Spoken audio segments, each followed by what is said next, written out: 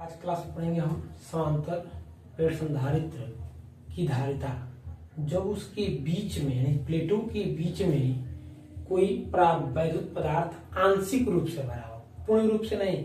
पूर्ण रूप से के लिए हमने इसके पहले वाले जो है लेक्चर में पढ़ लिया है कि समांतर प्लेट संधारित्र की धारिता कब, जब उसके प्लेटों के बीच कोई परावैद्युतांक हो तब, या दोनों प्लेटों के बीच में जो है वायु या निर्वात हो तब, उसके लिए हमने निकाल लिया है। लेकिन आज हमको क्या पढ़ना है कि आज जब उन दोनों प्लेटों के बीच जो है आंशिक रूप से क्या हो, कोई परावैद्युत पदार्थ भरा हो और साथ में कुछ स्पेस उसका खाली स्थान हो जिसमें वायु या निर्वात हो। ठीक है, तो इस जो है लेक्चर को समझने के लिए या इस टॉपिक को समझने के लिए आपको इसके पहले वाला जो टॉपिक है जो डिस्क्रिप्शन बॉक्स में आपको मिल जाएगा, क्या है वो है समांतर प्लेट संधारित्र की धारिता। उसको जानना सबसे जरूरी है। ठीक है, वो आप जानते रहेंगे तभी जाकर के ये आसानी से आपको समझ में आएगा, क्योंकि इसका जो बेस है वो उसी पर है। वो आपको समझ में आ जाएगा तो ये अपने आप ही समझ में आ जाएगा। तो आइए हम इस पर चर्चा करते हैं। क्या है कि यह एक जो है समांतर प्लेट संधारित्र की दो प्लेटें हैं, प्लेट X और प्लेट Y। दो प्लेटें हैं जिनका जो है क्षेत्रफल क्या है, प्रत्येक प्लेट का जो क्षेत्रफल है A है, और इन दोनों प्लेटों के बीच की दूरी क्या है, D है। और इन प्लेटों के बीच में एक आंशिक रूप से परावैद्युत पदार्थ भरा गया है जिसकी मोटाई क्या है, T है, और इसका परावैद्युतांक क्या है, इसका परावैद्युतांक है K। ठीक है, और जैसे ही जब हम इसको क्या करेंगे, पहली प्लेट को प्लस क्यू आवेश देंगे तो आप जानते ही हैं इसके अंदर वाले तल पर भी, यानी इसके बाहर प्लस, इसके अंदर वाले पहले वाले तल के अंदर पे प्लस और दूसरे वाले पर क्या होता है माइनस, और दूसरे वाले सतह पर बाहर की तरफ प्लस उत्पन्न होता है जो कि पृथ्वी से आने वाला जो इलेक्ट्रॉन इसको क्या करता है, न्यूट्रल कर देता है।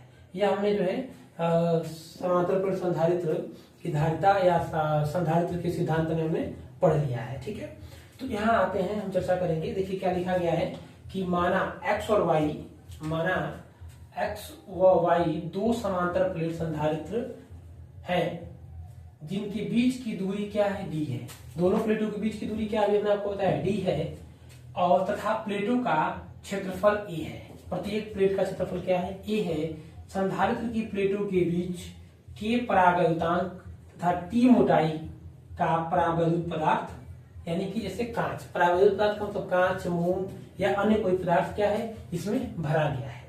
तब जब इन दोनों प्लेटों के बीच में आंशिक रूप से स्मॉल t मोटाई का कोई परावैद्युत पदार्थ भरा है तो, और प्लेटों के बीच की दूरी है क्या, d, तो इसमें खाली स्थान क्या होगा, खाली स्थान क्या होगा भाई, खाली स्थान होगा हमारा क्या, d माइनस टी, क्योंकि टोटल क्या है हमारी, टोटल चौड़ाई है हमारी, टोटल खाली स्थान हमारा d है, लेकिन उसमें t मोटाई का भरा गया है, तो खाली जो स्थान हमारा यह बच रहा है वो क्या होगा, d में से t को घटा देंगे तो हमको पता लग जाएगा कि इसमें खाली स्थान कितना है। ठीक है, तो हम क्या करेंगे, यहाँ जो है वैद्युत क्षेत्र दो तरह से निकलेगा। एक तो वायु में वैद्युत क्षेत्र क्या होगा, और दूसरा इस परावैद्युत पट्टी में वैद्युत क्षेत्र कितना होगा। दो इक्वेशन निकालेंगे। उसके बाद हम ये देखेंगे कि इन दोनों प्लेटों की, इसके पहले वाले में हमने क्या पढ़ा था कि दोनों प्लेटों के बीच का जो विभवांतर था वह भी हो जाता था। ठीक है, अब इसमें क्या है, हमारा दो स्थितियां हैं। एक वायु में है तो वायु में विभव कुछ और होगा, विभवांतर कुछ और होगा, और जो हमारा परावैद्युत पट्टी है उसमें विभवांतर कुछ और होगा। उसके बाद हम निकाल करके देखेंगे बड़े मजेदार तरीके से।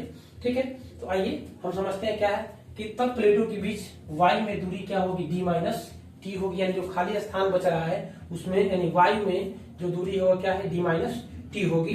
ठीक है, तो आइए हम देखते हैं कि वायु में वैद्युत क्षेत्र, इसमें वायु में वैद्युत क्षेत्र का मान कितना होगा, वायु में वैद्युत क्षेत्र, वायु में वैद्युत क्षेत्र मतलब ई नॉट, ई नॉट बराबर क्या होगा। तो देखिए हमने इसमें पहले पढ़ा है, क्या पढ़ा है कि E इक्वल टू होता है हमारा क्या, E equal to q upon epsilon naught A, या ए एप्सिलॉन नॉट, क्या होता है हमारा एप्सिलॉन नॉट ए, या A epsilon naught, epsilon naught into A. ठीक है, एप्सिलॉन 0 ए, और यही कोई माध्यम रहता है तो k एप्सिलॉन 0 ए हो जाता है। बट यहाँ क्या है हमारा, यहाँ तो हमारा आंशिक रूप से निकालना है तो हम आंशिक रूप से निकालेंगे। तो हम इसमें y में माने हैं तो ई नॉट मान लेंगे। ई नॉट की इक्वल टू क्या हो जाएगा, क्यू अपान हो जाएगा एप्सिलॉन नॉट ए। ठीक है, और यही बात हम क्या लिखेंगे कि परावैद्युत पट्टी में, किसमें, परावैद्युत पट्टी में, परावैद्युत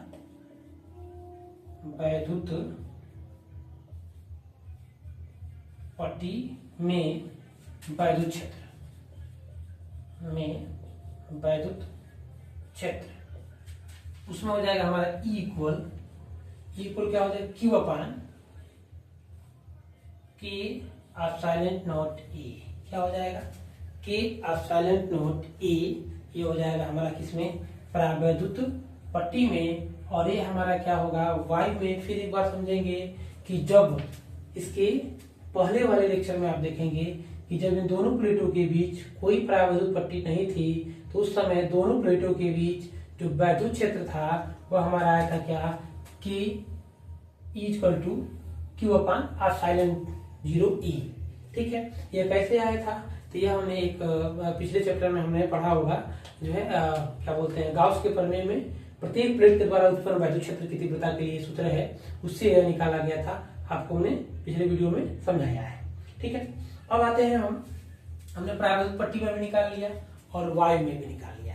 तो अब हम क्या अभी आपको बता रहे थे कि तब इस दोनों स्थितियों में, यानी कि खाली स्थान में, खाली स्थान का विभवांतर कुछ और होगा और परावैद्युत पट्टी जो है उसका जो विभवांतर होगा कुछ और होगा। तो हम यदि लिखें कि परावैद्युत पट्टी में विभवांतर क्या हो, भी हो, और खाली स्थान में विभवांतर क्या हो, भी नॉट हो, तो आप जानते हैं विभवांतर का सूत्र, विभवांतर भी बराबर होता है ई इंटू डी। विभवांतर बराबर क्या होता है हमारा, भी बराबर ई इंटू डी। ठीक है, विभवांतर बराबर क्या होता है, भी equal to E into D होता है। हम लिखें यदि वायु में, हम यहाँ लिखते हैं, ध्यान से आप समझिएगा, यहाँ पे यहीं पे लिख देते हैं, कहें कि यदि वायु में विभवांतर भी नॉट हो, वायु में क्या हो, विभवांतर भी नॉट हो तथा परावैद्युत पट्टी में विभवांतर भी हो तो क्या हो जाएगा, वायु में विभवांतर क्या हो जाएगा, तो वायु में विभवांतर, समझिए विभवांतर भी नॉट इक्वल क्या हो जाएगा। अब यहाँ लिखे थे भी नॉट इक्वल टू क्या होता है, ई इंटू डी। तो भी नॉट इक्वल क्या हो जाएगा हमारा, ई की जगह पे हम क्या लिखेंगे, वायु में वैद्युत क्षेत्र क्या है, ई नॉट है। वायु में वैद्युत क्षेत्र क्या है, ई नॉट इंटू डी का मान क्या हो जाएगा हमारा, वायु में दूरी कितनी है, वायु में दूरी है डी माइनस टी। तो क्या लिख लेंगे, डी माइनस टी। ये हो गया हमारा भी नॉट। ठीक है, यही हम लिखेंगे कि परावैद्युत पट्टी में, यानी हम लिख सकते हैं क्या, पट्टी में विभवांतर क्या हो जाएगा, भी बराबर ई इंटू टी। क्यों ई इंटू टी, क्योंकि इसमें वैद्युत क्षेत्र क्या है हमारा, परावैद्युत पट्टी में वैद्युत क्षेत्र ई है और इसकी जो है चौड़ाई या मोटाई क्या है, केवल टी है। ठीक है, अब यदि हम माने कि इन दोनों यानी कि एक्स और वाई के बीच कुल विभवांतर क्या हो, कुल विभवांतर भी हो, तो किसके बराबर हो जाएगा, भी बराबर भी नॉट प्लस क्या, भी, या भी बराबर हो जाएगा हमारा, भी नॉट का मान क्या है, E naught D minus T plus E into T. यहां तक आप क्लियर है, यहां तक ऐसे हो सकता है। ठीक है, अब देखिए, अब यदि हम माने कि दोनों प्लेटों के बीच का जो विभवांतर तो हमारा निकल गया, अब कहें कि यदि इस समांतर प्लेट संधारित्र की धारिता क्या हो, सी हो। अब यदि माने कि यदि इस समांतर प्लेट संधारित्र की धारिता क्या हो, C हो, ठीक है, तो क्या होगा। लेकिन एक बात और है, C का धारिता का मान निकालने के पहले हम E नॉट और E की वैल्यू हम यहाँ क्या करें, तो यहाँ देखेंगे हम, ठीक है, E नॉट और E की वैल्यू रखेंगे तो V इक्वल क्या हो जाएगा, E नॉट की वैल्यू क्या है हमारी, Q upon epsilon A, Q upon epsilon A, और इंटू क्या हो जाएगा D माइनस T, उसके बाद क्या हो जाएगा प्लस E की वैल्यू क्या है हमारी, Q upon K epsilon 0 A into T, ठीक है। यहाँ से E नॉट की वैल्यू रखा गया Q अपान एप्सिलॉन 0 A, यहाँ से E का मान रखा गया Q upon K epsilon A, ठीक है। अब यहाँ अगर हम देखें तो V बराबर, इसमें से Q upon epsilon not A common हो सकता है, तो Q upon epsilon not A common कर लिए तो हमारे पास क्या बचेगा, D माइनस T, और यहाँ क्या बचेगा हमारे पास, यहाँ Q अपान एप्सिलॉन नॉट तो बाहर चला है तो बचेगा T बाई K, क्या बचेगा T बाई K। अब यदि हम माने कि यदि समांतर प्लेट संधारित्र की धारिता क्या हो, C हो, यदि समांतर प्लेट संधारित्र की धारिता क्या हो, C हो तो क्या हो जाएगा, C बराबर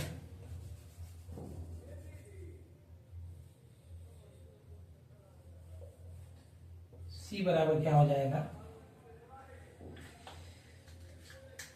C बराबर, यहाँ ऊपर लिखते हैं थोड़ा सा, C बराबर हो जाएगा Q अपान V, C बराबर क्या होता है, Q अपान V। अब रखेंगे हम C बराबर Q की वैल्यू, तो मान लीजिए Q है तो Q ही रहेगा, बट V की वैल्यू हम यहाँ से रखेंगे तो V की टोटल वैल्यू रखा जाएगा ये, तो क्या हो जाएगा हमारा Q upon epsilon not A, और कोष्टक में क्या हो जाएगा हमारा D minus T plus T by K। अब यहाँ देखेंगे हम, इस Q से यह Q कट जाएगा, बचेगा क्या हमारे पास, C नॉट इक्वल ये ऊपर चला जाएगा, यानी एप्सिलॉन नॉट A अपान, ये तो कट गया, बचेगा क्या हमारे पास D minus T plus T by K। यही क्या होगा हमारा समांतर प्लेट संधारित्र की धारिता का व्यंजक होगा, कब के लिए, जब इस प्लेट के बीच आंशिक रूप से परावैद्युत पदार्थ भरा हो तब के लिए, ठीक है। फिर एक बार समझेंगे इसको, यदि समांतर प्लेट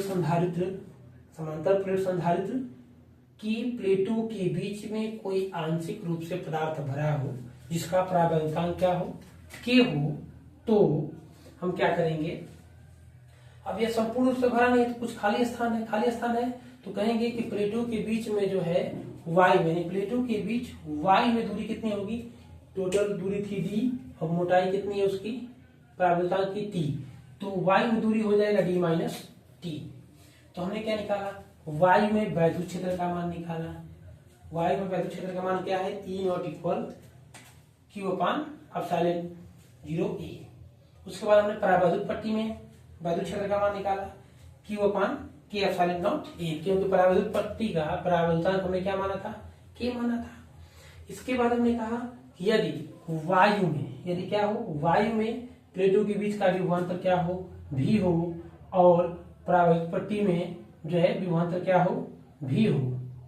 फिर एक बार वायु में प्लेटों के बीच का विभवांतर V नॉट हो यानी V0, और परावैद्युत पट्टी में प्लेटों के बीच का विभवांतर क्या हो, V हो, तो हम क्या कर सकते हैं, वायु में विभवांतर क्या निकालेंगे, V not equal E not D minus T, क्योंकि होता है सूत्र हमारा जो है V बराबर ईडी V क्या होता है, जहाँ विभवांतर होता है, E क्या होता है, वैद्युत क्षेत्र होता है, E क्या होता है हमारा वैद्युत क्षेत्र होता है, D क्या होता है, दोनों प्लेटों के बीच की दूरी होता है।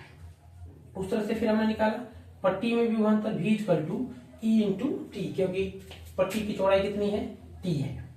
अब हमने कहा कि यदि प्लेटों के बीच का कुल विभवांतर क्या हो, V हो, तो दोनों को हमने जोड़ लिया, जोड़ा तो हमारा V0 और V का मान रख दिए। तो उसके बाद हमने कहा यदि प्लेटों के बीच का जो है, प्लेटों का जो संधारित्र का समांतर प्लेट संधारित्र की जो धारिता क्या हो प्लेटों के बीच की, C हो, C बराबर Q अपान V, हमने यहाँ से V का मान यहाँ रखा और हमारा क्या होगा, समांतर प्लेट संधारित्र के बीच में और कोई आंशिक रूप से पदार्थ भरा हो तो उसकी धारिता का व्यंजक निकल गया। जहां देखिए यह K क्या है, K डिपेंड करता है, K हमारा क्या है, उस परावैद्युत पट्टी का परावैद्युतांक है, T क्या है, T उस प्लेट की जो आंशिक रूप से जो पट्टी भरी गई है उस पट्टी की मोटाई है, और D माइनस टी क्या है, D माइनस टी आप समझ रहे हैं, Y में प्लेटों के बीच की दूरी है। ठीक है, इसके लिए कंडीशन आता है कई, जब हम क्या कह सकते हैं कि यदि इसमें T इक्वल जीरो का मतलब कि यदि प्लेटों के बीच में किसी प्रकार का कोई परावैद्युत पट्टी न भरा गया हो, उस समय अगर हम देखेंगे तो T की वैल्यू हम क्या करेंगे, 0 रखेंगे, तो A भी 0 हो जाएगा, T भी 0 हो जाएगा, टोटल वैल्यू हमारा क्या आएगा, फिर वही जो पिछले क्लास में हमने पढ़ा है कि समांतर प्लेट के बीच की संधारित्र की धारिता तो आ जाएगा। यदि हम इसकी मान लीजिए अलग अलग कंडीशनों में रख करके निकाल सकते हैं। इसका मात्रक क्या होता है, मात्रक होता है फैरेड। क्या मात्रक होता है, फैरेड। ठीक है, फैरेड या F से इसको प्रदर्शित किया जाता है। ठीक है, कैसा लगा आपको आज का वीडियो, आप हमें कमेंट के माध्यम से जरूर बताएं। धन्यवाद।